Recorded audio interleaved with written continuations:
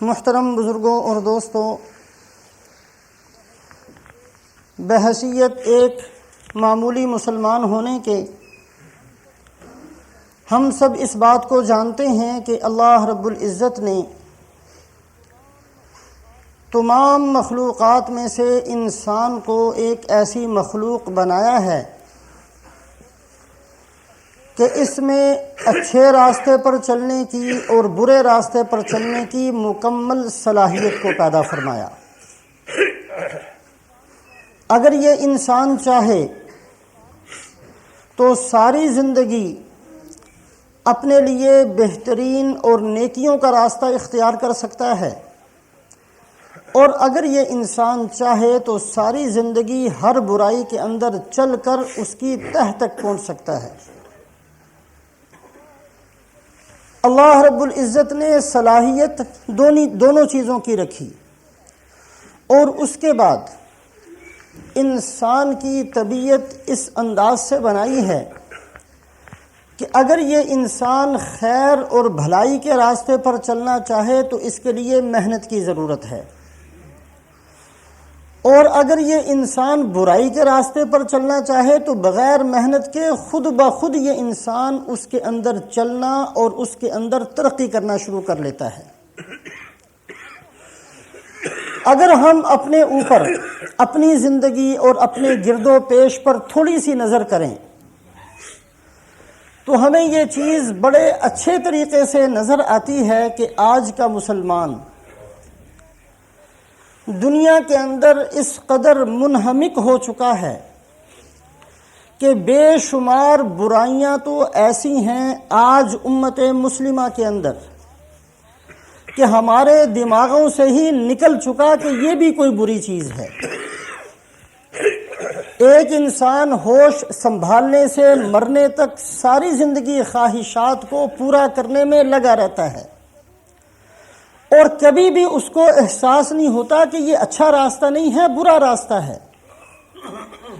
ایک انسان کاروبار کے اندر بے شمار گناہوں کا ارتکاب کرتا رہتا ہے اور اس کو کبھی برائی بھی نہیں سمجھتا۔ ایک انسان غمی اور خوشی کی بہت سی رسم و رواج کو پورا کرتا ہے اور کبھی بھی دماغ میں نہیں آتا کہ یہ بری چیزیں ہیں۔ ایک انسان وراثت کے مسئلے میں، گواہی کے مسئلے میں، عدالتوں کے مسئلے میں بے شمار خدائے پاک کی نافرمانیاں کرتا ہے، لیکن کبھی بھی اس کے دماغ کے اندر احساس پیدا نہیں ہوتا کہ یہ گناہ کے کام ہیں، برے کام ہیں، میں نے اس کو چھوڑنا ہے۔ تو امت مسلمہ کے اندر آج برائی کی بے شمار اقسام تو وہ ہیں جو اس قدر ہماری رگ و ریشے کے اندر رچ بس گئی ہیں کہ ان کی برائی کا احساس بھی ہم میں سے ختم ہو چکا۔ اس کے باوجود کچھ برائیاں ایسی ہیں کہ آج کے اس گناہ والے معاشرے کے اندر پھر بھی ان کو برائیاں ہی سمجھا جاتا ہے۔ مثال کے طور پر چوری کرنا ایسا گناہ ہے کہ ایک آدمی کفر کو برا نہیں سمجھے گا لیکن چوری کرنے کو برا سمجھے گا۔ دنیا میں ایک بندہ بھی ایسا نہیں مل سکتا جو یہ کہے کہ چوری اچھی چیز ہے، ہر بندہ اس کو برا سمجھتا ہے۔ اسی طریقے سے جھوٹ بولنا یہ ایسی گناہ کی چیز ہے کہ ساری دنیا کے سارے انسان اس کو برا سمجھتے ہیں۔ اسی طریقے سے کسی کو تکلیف پہنچانا یہ ایسا گناہ ہے کہ ساری انسانیت اس کو برا سمجھتی ہے۔ اسی طریقے سے ظلم کرنا، یہ ظلم کا کرنا ایسا گناہ ہے کہ ساری انسانیت آج کے دور کے اندر بھی ظالم کو اچھی نگاہ سے نہیں دیکھتی، بری نگاہ سے دیکھتے ہیں۔ آج کی اس مختصر سی مجلس کے اندر بہت اختصار کے ساتھ ظلم والے گناہ کو سامنے رکھنا اور اس کو بیان کرنا مقصود ہے۔ سب سے پہلے تو یہ بات ذہن میں رہنا ضروری ہے کہ ظلم کتنا برا اور کتنا گناہ کا کام ہے۔ رسول پاک علیہ الصلاۃ والسلام فرماتے ہیں الظلم ظلمات یوم القیامہ، قیامت والے دن ظلم بہت ساری تاریکیاں اور اندھیریاں بن کر انسان کے اوپر چھا جائے گا۔ حشر کے میدان کے اندر جہاں اللہ رب العزت ایمان والوں کی یہ خوبی بیان فرماتے ہیں، نورہم یسعی بین ایدیہم وبایمانہم یقولون ربنا اتمم لنا نورنا واغفر لنا انک علی کل شیء قدیر۔ ایمان والوں کے ساتھ نور ہوگا اور وہ روشنی ان کے دائیں طرف بھی بائیں طرف بھی، ان کے آگے بھی اور ان کے پیچھے بھی ہوگی، اور یہ ایمان والے دعا کریں گے کہ اے اللہ اس روشنی کو باقی رکھ، اس کی تکمیل فرما۔ جیسے ایمان والے روشنی کے اندر چلیں گے اور اپنے راستے کو پہچانیں گے، اسی طریقے سے وہ لوگ جنہوں نے دنیا کے اندر ظلم والی زندگی کو اختیار کیا ہے، یہ تاریکیوں کے اندر ہوں گے، اندھیریوں کے اندر ہوں گے۔ اللہ رب العزت قرآن پاک کے اندر جا بجا اس بات کا اعلان فرماتے ہیں، ان اللہ لا یہدی القوم الظالمین۔ اللہ پاک نے قرآن اتارا ہے ہدایت کے لیے، لیکن جو ظلم والی زندگی کو اختیار کریں گے، اللہ فرماتے ہیں ایسے بندوں کو ہم نے ہدایت نہیں دینی۔ آسمان سے ایسے بدبختوں کے بارے میں کبھی ہدایت کا فیصلہ نہیں ہوگا۔ ایک آیت نہیں ہے، کئی آیات شریفہ کے اندر اس بات کا اعلان موجود ہے، واللہ لا یہدی القوم الظالمین، کہ اللہ پاک ظالموں کو ہدایت نہیں دیا کرتے۔ ایک جگہ اللہ پاک قرآن پاک کے اندر فرماتے ہیں، ان الذین کفروا وظلموا لم یکن اللہ لیغفر لهم ولا لیہدیہم طریقا الا طریق جہنم خالدین فیہا ابدا۔ جو لوگ کفر کو اختیار کرتے ہیں اور جو لوگ ظلم والی زندگی کو اختیار کرتے ہیں، اللہ کا کوئی ارادہ ان کی بخشش کا نہیں ہے۔ اللہ پاک صاف صاف فرماتے ہیں، بالکل ہمارا کوئی ارادہ نہیں ہے ایسے بدبختوں کی بخشش کریں یا ایسے لوگوں کے لیے ان کو راستہ دکھائیں۔ ہم ان کو راستہ، جس راستے کو دکھائیں گے وہ جہنم ہی کا راستہ ہوگا، کہ حشر والے دن اعلان کر دیا جائے گا کہ جاؤ اور سیدھے جہنم کے اندر اپنے آپ کو گرا دو۔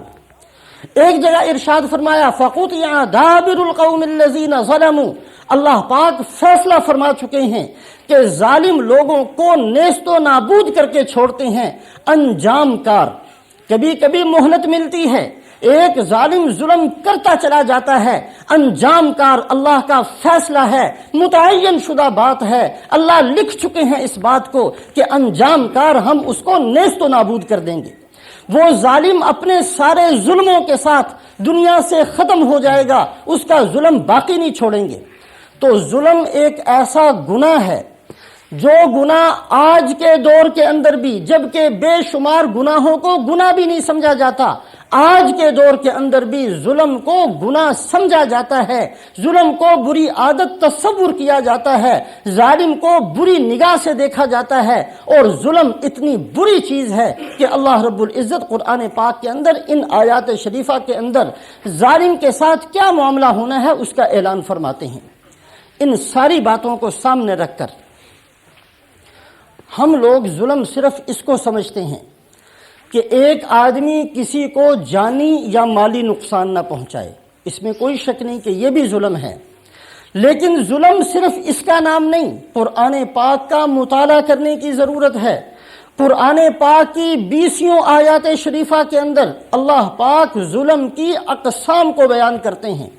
کون کون سے بندے ہیں جو اللہ کے ہاں ظالم سمجھے جاتے ہیں، خواہ دنیا کے انسان ان کو عقل مند کہتے رہیں، دنیا کے انسان ان کو با اخلاق کہتے رہیں، دنیا کے انسان ان کو سمجھدار کہتے رہیں، دنیا کے انسان ان کو لیڈر بناتے رہیں، جو کچھ دنیا والے کرتے رہیں، اللہ پاک نے ظالموں کی فہرست جا بجا قرآن پاک کے اندر بیان فرمائی کہ ان میں سے ظلم کی جس بھی قسم کو اختیار کرو گے، ایسے ظالم کے ساتھ ہمارا یہ معاملہ ہوگا۔ ساری آیات شریفہ اس مجلس میں بیان نہیں کی جا سکتی، لیکن چند آیات شریفہ صرف موازنہ کرنے کے لیے کہ میں بھی اپنے گریبان کے اندر منہ ڈالوں اور ہر سننے والا اپنے گریبان کے اندر منہ ڈال کر فیصلہ کرے کہ یہ ظلم کس درجے میں میرے اندر موجود ہے، اور اگر موجود ہے تو میں نے اپنے آپ کو مرنے سے پہلے اس گناہ سے بچانا ہے۔ ایک جگہ اللہ پاک ارشاد فرماتے ہیں، وَمَن يَتَعَدَّ حُدُودَ اللَّهِ فَأُولَٰئِكَ هُمُ الظَّالِمُونَ۔ اللہ پاک نے انسان کے لیے حد بندی کی ہے، زندگی گزارنے کا ایک راستہ بتلایا ہے، دائیں بائیں آگے پیچھے ادھر ادھر چلنے سے روکا ہے، بہت ساری چیزوں سے منع فرمایا ہے، اور فرمایا یہ اللہ کی حدود ہیں، جو آدمی اللہ کی حدود میں تجاوز کرے گا، ادھر ادھر چلنے کی کوشش کرے گا، دنیا والے اس کو جو چاہے سمجھتے رہیں، فَأُولَٰئِكَ هُمُ الظَّالِمُونَ، یہ وہ بندے ہیں جو اللہ کے نزدیک ظالم شمار ہوں گے۔ رسول پاک علیہ السلام ارشاد فرماتے ہیں، الا وَإِنَّ لِكُلِّ مَلِكٍ حِمًا الا وَإِنَّ حِمَ اللَّهِ مَحَارِمُهُ، اس بات کو یاد رکھنا، ہر بادشاہ اس کا ایک ایسا ایریا ہوتا ہے جو نو انٹری ہوتا ہے، اس میں کوئی نہیں آ سکتا، ہر بندے کو اجازت نہیں ہوتی بغیر اجازت کے اندر گھس جائے۔ اسی طریقے سے اللہ پاک نے اپنی ذات تک پہنچنے کے لیے کسی چیز کو بند نہیں کیا، کوئی نو انٹری نہیں لگائی، لیکن اللہ پاک نے محارم کو، اللہ کی حرام کی ہوئی چیزوں کو اپنی چراگاہ قرار دیا ہے کہ دیکھو اس کے اندر نہ گھس جانا۔ اگر تم نے اللہ کی حرام کی ہوئی چیزوں کو اختیار کر لیا تو تم اللہ کے نزدیک ظالم شمار ہوگے۔ دنیا والے تمہیں کیا سمجھتے ہیں، یہ تو دنیا کے اندر رہ جائے گا۔ ضرورت ہے مجھے اور آپ کی، ہم ہوش سنبھالنے سے لے کر آج تک جو ہماری زندگی گزری ہے یا گزر رہی ہے، ہم اپنی زندگی کے ایک ایک عمل پر دیکھیں کہ کتنے موقع ہیں ہم نے جانتے ہوئے اللہ کی نافرمانی کی ہے، ہم نے جانتے ہوئے اللہ کی حدود کو توڑا ہے، کاروبار کے اندر توڑا ہے، شادی بیاہ کے اندر توڑا ہے، کسی کو اچھا سمجھنے کے اندر جو اللہ کی حدود ہیں اس کو توڑا ہے، کسی کو برا جاننے کے اندر جو اللہ کی حدود ہیں اس کو توڑا ہے، کسی کو لیڈر بنانے کے اندر اللہ کی مقرر کردہ حدود سے تجاوز کیا ہے۔ مجھے اور آپ کو ضرورت ہے اس بات کی کہ ہم تھوڑا سا سوچ لیا کریں کہ اللہ کی مقرر کردہ حدود جو اللہ پاک نے متعین کر دی تھی اور اس کا دوسرا نام دین رکھ دیا تھا، اور رسول پاک علیہ السلام کو ان حدود کو سمجھانے اور بتانے کے لیے مبعوث فرمایا تھا، آج امت مسلمہ نے اللہ کی مقرر کردہ حدود میں سے کتنی حدوں کو پار کیا ہوا ہے، کتنی حدوں کو ہم نے توڑا ہوا ہے۔ اگر کوئی بندہ اللہ کی مقرر کردہ حد کو توڑتا ہے فَأُولَٰئِكَ هُمُ الظَّالِمُونَ، اللہ فرماتے ہیں یہ ظالم شمار ہوں گے۔